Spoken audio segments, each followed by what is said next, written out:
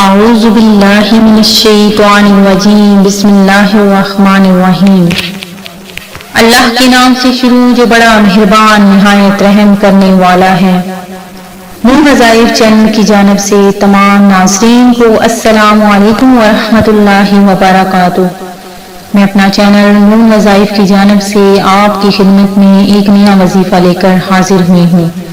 سب سے پہلے میری ان ناظرین سے گزارش ہے جنہوں نے ابھی ہمارا چینل جوائن کیا ہے وہ اسے سبسکرائب کر لیں اور بیل آئیکن کا بٹن بھی پریس کر لیں تاکہ ہر نئی آنے والی ویڈیو سب سے پہلے آپ تک پہنچ جائے۔ ناظرین، آج کی اس ویڈیو میں ہم آپ کے لیے ایک خاص وظیفہ لے کر حاضر ہوئے ہیں جس کے کرنے سے انشاءاللہ عز و جل آپ کی فوراً ہر دعا قبول ہو جائے گی اور آپ کی ہر حاجت پوری ہو جائے گی۔ ایک چھوٹا سا واقعہ آپ کے سامنے پیش کرتی ہوں، اس کے بعد ہم اپنا وظیفہ بیان کریں گے۔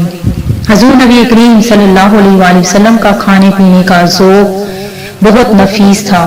گوشت سے خاص رغبت تھی، زیادہ ترجیح دست، گردن اور پیٹھ کے گوشت کو دیتے۔ نیز پہلو کی ہڈی پسند تھی۔ شریف گوشت کے شوربے میں روٹی کے ٹکڑے بھگو کر یہ مخصوص عربی کھانا تیار کیا جاتا تھا۔ تناول فرمانا مرغوب تھا۔ پسندیدہ چیزوں میں شہد، سرکہ، خربوزہ، ککڑی، لوکی، کھچڑی، مکھن وغیرہ اشیاء شامل تھیں۔ دودھ کے ساتھ کھجور بہترین مکمل غذا بنتی ہے کا استعمال بھی اچھا لگتا اور مکھن لگا کے کھجور کھانا بھی ذوق میں شامل تھا۔ کھرچن سے بھی انس تھا، ککڑی نمک لگا کر اور خربوزہ شکر لگا کر بھی کھاتے۔ مریضوں کی پرہیزی غذا کے طور پر ہریرے کو اچھا سمجھتے اور تجویز بھی فرماتے۔ میٹھا پکوان بھی مرغوب خاص تھا، اکثر جو کے ستو بھی استعمال فرماتے۔ ایک مرتبہ بادام کے ستو پیش کیے گئے تو یہ کہہ کر انکار کر دیا کہ یہ امراء کی غذا ہے۔ گھر میں شوربہ پکتا تو کہتے کہ ہمسائے کے لیے ذرا زیادہ بنایا جائے۔ پینے کی چیزوں میں نمبر 1 میٹھا پانی تھا اور بطور خاص 2 روز کی مسافت سے منگوایا جاتا دودھ، پانی ملا کر دودھ اور شہد کا شربت بھی رغبت سے نوش فرمایا کرتے تھے۔ ٹیک لگا کر کھانا پینا بھی خلاف معمول تھا۔ 2 زانوں یا اکڑوں بیٹھتے، ہر لقمہ لینے پر بسم اللہ الرحمن الرحیم پڑھتے۔ ناپسندیدہ کھانا بغیر عیب نکالے خاموشی سے چھوڑ دیتے۔ زیادہ گرم کھانا نہ کھاتے۔ کھانا ہمیشہ 3 انگلیوں سے لیتے اور ان کو لتھڑنے نہ دیتے۔ دعوت ضرور قبول فرماتے اور اگر اتفاقاً کوئی دوسرا آدمی ساتھ ہوتا تو اسے لیتے جاتے مگر صاحب خانہ سے اس کے لیے اجازت لیتے۔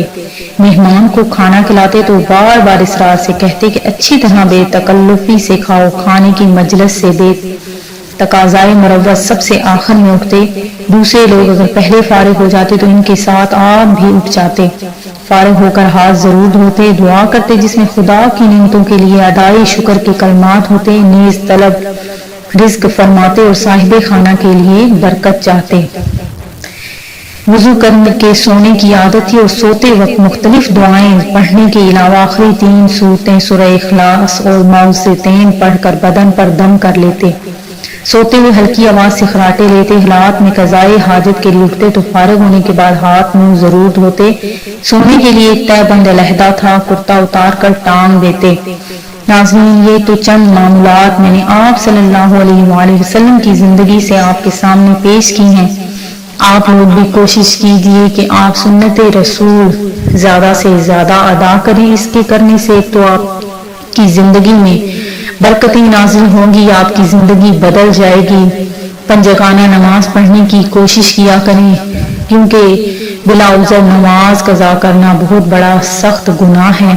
تو ناظرین، سب سے پہلے فرض عبادت ہوتی ہے، بعد میں کوئی نفلی عبادت قبول ہوتی ہے۔ اللہ تبارک و تعالیٰ کو بھی زیادہ وہ لوگ پسند ہیں جو عاجزی اختیار کرتے ہیں، تقوی اختیار کرتے ہیں، پرہیزگاری اختیار کرتے ہیں۔ ناظرین، میں اپنا وظیفہ جو آپ کے سامنے پیش کرنے لگی ہوں وہ رزق کی کشادگی، آپ کی حاجت کے لیے بہت ہی انمول وظیفہ ہے۔ اللہ تبارک و تعالیٰ انشاءاللہ عز و جل اس کے بعد آپ کو کسی کا محتاج نہیں ہونے دے گا۔ اللہ تبارک و تعالیٰ رزق کے دروازے آپ پر کھول دے گا، آپ کو غنی کر دے گا۔ آپ نے یہ وظیفہ ہمارا کرنا ہے انشاءاللہ عز و جل۔ آپ کی ہر حاجت، آپ کی ہر مشکلات کا حل اس ایک وظیفے میں ہی چھپا ہوا ہے۔ ناظرین، آپ نے کیا کرنا ہے کہ اللہ تبارک و تعالی کا اسم گرامی ہے الباسط، الباسط۔ آپ نے اس کو پڑھنا ہے، کس طریقے سے پڑھنا ہے ذرا نوٹ کر لیجئے کہ آپ نے اس کو 3 رات میں 1.25 لاکھ مرتبہ یا باسط آپ نے ختم کرنا ہے، 3 راتوں میں 1.25 لاکھ کی تسبیح پڑھنی ہے، اور اول و آخر 100 بار درود شریف پڑھنا ہے۔